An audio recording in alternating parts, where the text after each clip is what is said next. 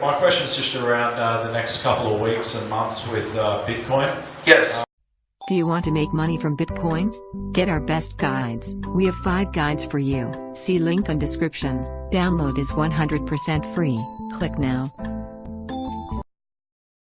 Would you be able to just talk us through or provide some comments in relation to the whole SegWit and scaling issues with Bitcoin and how you think that will play out over the next month or two with a few of the key dates coming up?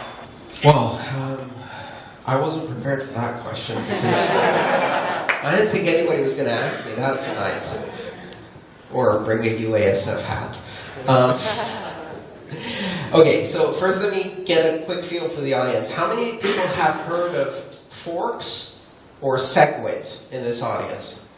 Okay, great. And how many people understand what forks and SegWit are? About half of the previous group. All right. So Bitcoin within its protocol has this ability to fork, which means partition, split in two. And this is because when you have coordination of 10,000 computers around the world, if they disagree, you have to have a way for them to temporarily disagree and then come back together and agree again. And the blockchain does this. It's a fork function. It happens 2 or 3 times a week. Nobody even notices it.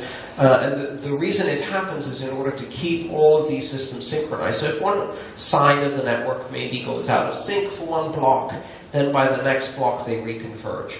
There's a different kind of fork, which is when the rules change, but only part of the network changes the rules. Remember I was talking about these lots of rules you have to validate? So one of the fundamental rules is, how big is a block? Today, there is a rule in the system that says a block is 1 meg. That's it. Every 10 minutes, 1 meg. 6 megs an hour, 144 megs a day. That's it for capacity. You have to fit your transaction in that space. And that causes some fees and capacity issues. So some people want to change that rule and say, how about 2 meg, or 4 meg, or 8 meg, or whatever meg. But in order to do that, they either have to convince everyone, or they end up splitting the network so that they go off and do their own Bitcoin, which has a different set of rules than the other Bitcoin that has the original set of rules. And that's called a contentious fork. There's been an ongoing scaling debate for the last 2 years, which is about how to make Bitcoin support more transactions. And the problem isn't that it's difficult to make Bitcoin support more transactions. The problem is it's difficult to make Bitcoin support more transactions without giving more power to some participants than others, right? So keeping it free and open and decentralized while doing more transactions is the hard question. The easy answer is, let's make it less free and open. But a lot of people in Bitcoin don't like that answer, so they're not willing to do that. So that's the debate that's been going on. It's coming to a head on August 1st in just about 3 weeks with 3 competing proposals working at the same time. One is a proposal that is called segregated witness, which is to restructure transactions in such a way as to have 2 parts to a transaction, one which contains the signatures and one which contains everything else. Signatures are a big part of the transaction.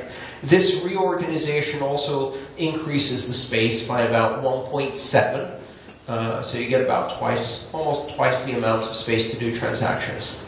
An alternative proposal is to just increase the block size by 2. And a third transaction is to do both. And it's called SegWit 2x, which is to first do SegWit, and then 3 months later also increase the size of the block by 2 megabytes. Those are competing at the moment. And the way this competition works is that everybody gets to choose what software they use. And when you run a specific set of software, if you run your own Bitcoin software, or if you choose a specific wallet or a specific exchange, the software they're running determines the outcome. Then, depending on how many people are running different sets of rules, at the end of the day, there might be a change in the underlying rules, if enough people agree. If this plays out, as I expect, and many people expect, we're going to have a fairly uneventful situation. 85% of the network is going to change the rules on July 31st. August 1st, we're going to have a new network which will have SegWit activated. Everybody's money continues to run as it was before. All of the transactions continue to operate as they were before. There is a small possibility that you have a small chain of the 10, 15, or 20% who disagree, and they can create a separate Bitcoin. Now, if that happens, pay attention, because this is important. If you control your Bitcoin, that means if you have a wallet that controls your own Bitcoin, not your money parked at an exchange. If you put your money on an exchange, you don't control it. The exchange does, and it matters what they will choose to do. But if you control it, if you have it on a wallet, then after such a fork, you now control Bitcoin on both sides. So if you had one Bitcoin before, now you have one Bitcoin alpha and one Bitcoin beta, right? And then you can choose to keep both or sell one, buy more of the other, do whatever you want. So all you have to do is do nothing for a few days before and a few days after to see how things play out.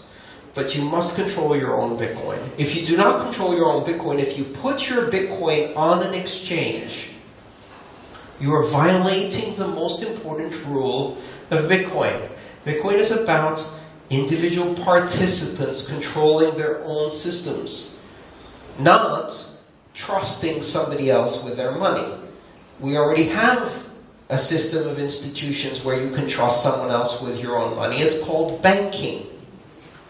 Right? The problem is that in order to trust other people with your money, you have to have all of these organizations whose main purpose is to make sure that those people don't run away with your money because they have a tendency to keep doing that.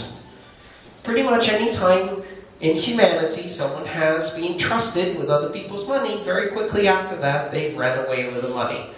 Banking is two systems. It's a system where other people hold your money, and it's a whole other system where people watch them to make sure they don't run away with the money. Bitcoin isn't like that. You hold your own money. And if you give your money to an exchange for them to hold for you, here's the problem. There is no system watching them to make sure they don't run away, and guess what they're going to do? Run away with your money.